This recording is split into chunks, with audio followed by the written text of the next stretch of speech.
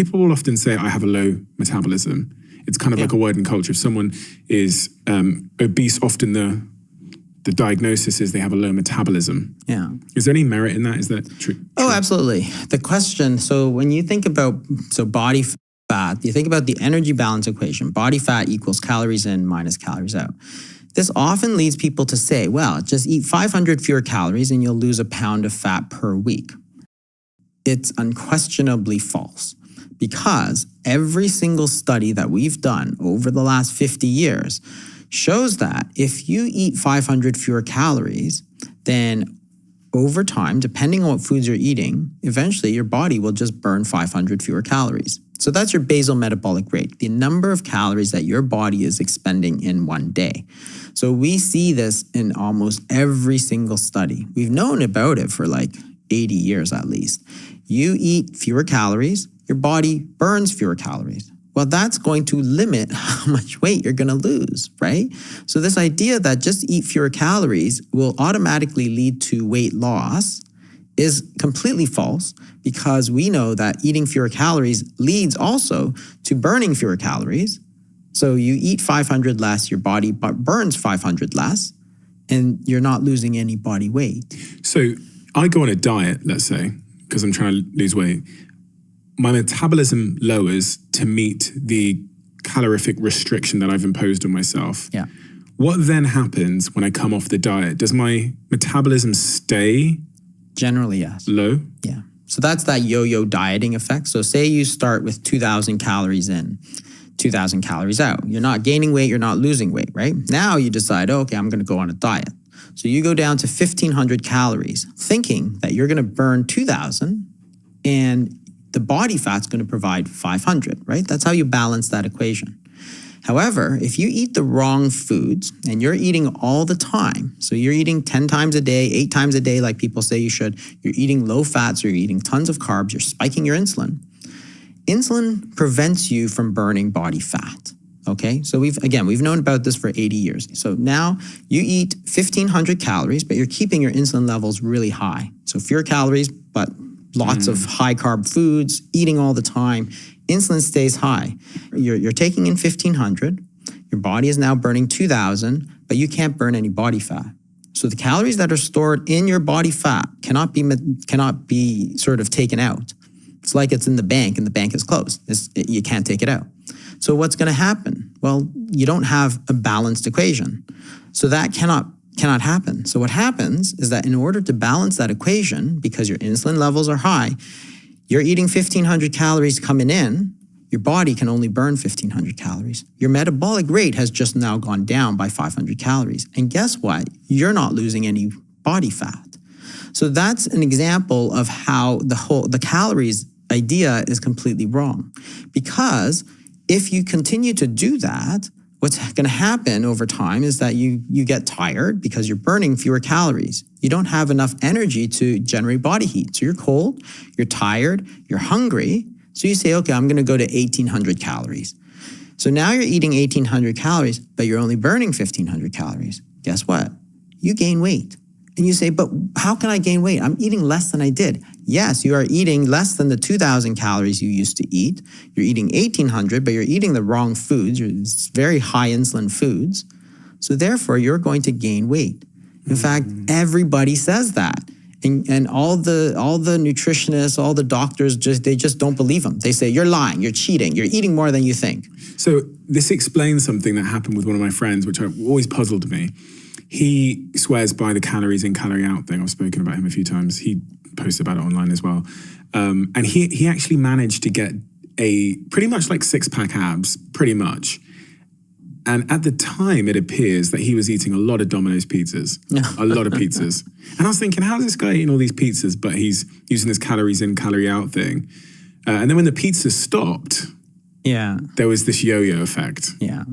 Where he managed to get to basically what I'd describe as a 6-pack, or thereabouts, and then stopped the diet per se, and then there was this big yo-yo effect, which I imagine is what you said there. What he's done is he's lowered his metabolism. Then when he goes up just a little bit, it all comes back. It all comes back, and then some. And then some. Yeah, absolutely. So this form of dieting, is actually over the long term probably going to make you gain weight. Oh, it's very detrimental. And that's what yo-yo dieting, we all know it's very detrimental.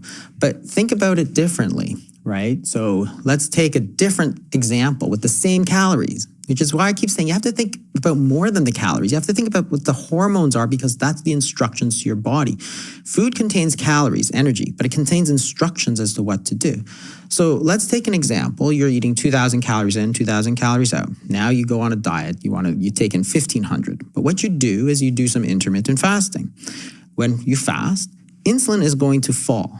That's the whole point. Insulin is a hormone that goes up when you eat. It goes down when you don't eat, right? So when you eat, insulin goes up. Your body wants to store energy. When you don't eat, insulin goes down. Your body says, I have no energy. I have no food coming in. Please take it out of storage.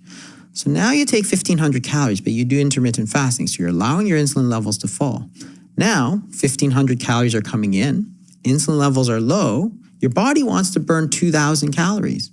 It says, well, insulin levels are low. Let me take 500 calories from my body fat. Guess what? You have 500 coming from your body fat. You have 1,500 coming from your foods. You burn 2,000.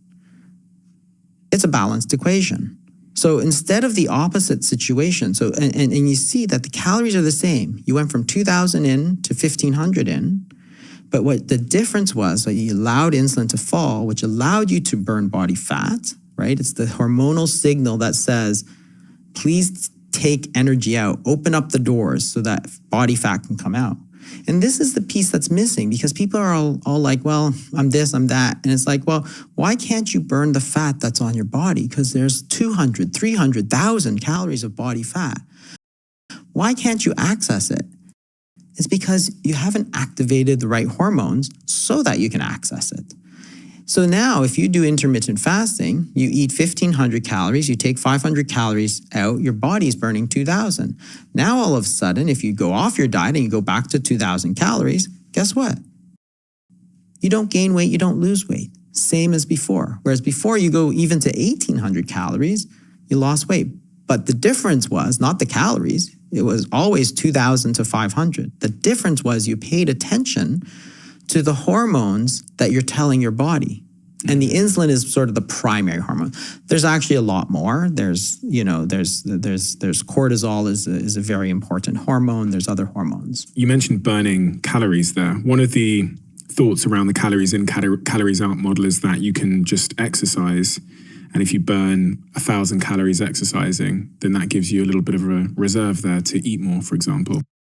Yeah, and it's probably a very, very small effect for a couple of reasons. So we know that if you exercise, and I say this, exercise is really good for you in a number of ways. Flexibility, strength, core, all kinds of things. So very, very important. But in terms of weight loss, it's actually a very, very small effect. Why? Because one, the amount of calories you burn during exercise are simply not that high. So if you look at, if you do walking, if you did 8 hours of high intensity exercise, yeah, you're going to burn a lot of calories. But most people I deal with, which are sort of middle-aged and higher, you're talking about sort of a quick walk or, 45, half an hour, 3 times a week sort of thing. And if you ever go on the treadmill and you ever watch the calorie counter on the treadmill, it goes up very, very slowly, right? You'll do half an hour and it'll be up to like 120 calories or something like that, right? So that exercise really didn't burn off very many calories. It's the amount that you'd get in a couple of cookies, for example, right? So it's just numerically, it's just very small. So if if your body is normally using 2,000 calories, with your brain generating body heat, your heart, your lungs, your liver, they're using 2,000 calories, and now you go up to 2,100 calories. Well, percentage-wise, it's not a huge deal, right? The other problem with exercise is that it tends to actually cause you to eat more. So again, we've had decades of study for this. If you exercise, during the exercise, you have reduced appetite. So you have exercise, it's called exercise-induced anorexia. So in the middle of a basketball game, you don't suddenly go, oh, wow, I'm really hungry, right? Because your blood is flowing in your, in your muscles and so on. You're not thinking about the hunger. So hunger actually goes down during exercise. But after exercise, we see this rebound. So we see that people are actually more hungry after exercise. And if you're hungrier after exercise, it's going to cause you to tend to gain more weight. In fact, there's this very interesting study that was done a few years ago in Harvard where they measured the sort of calorie difference that you get with for children in certain activities. So they said, okay, what if a child is watching TV? What's the average caloric difference? And it was like plus 100 calories per hour. So for every hour of TV, they're sort of positive 100 calories over time, right? And that makes sense. You're just sitting there. When you look at mild exercise, it's about the same. It's about positive 100 calories. So the only way that happens is that if that exercise is causing you to eat more, right? And you say, well, why are you eating more? It's like, well, because you're hungry. Like the exercise is inducing you to eat more. And that's going to make it difficult to lose weight. You say in the book in chapter 4 that 95% of weight loss is diet. Yeah. And that's the reason why exercise is very hard to exercise enough to lose weight. And that's not to say that you shouldn't exercise. You really should exercise. Everybody should exercise.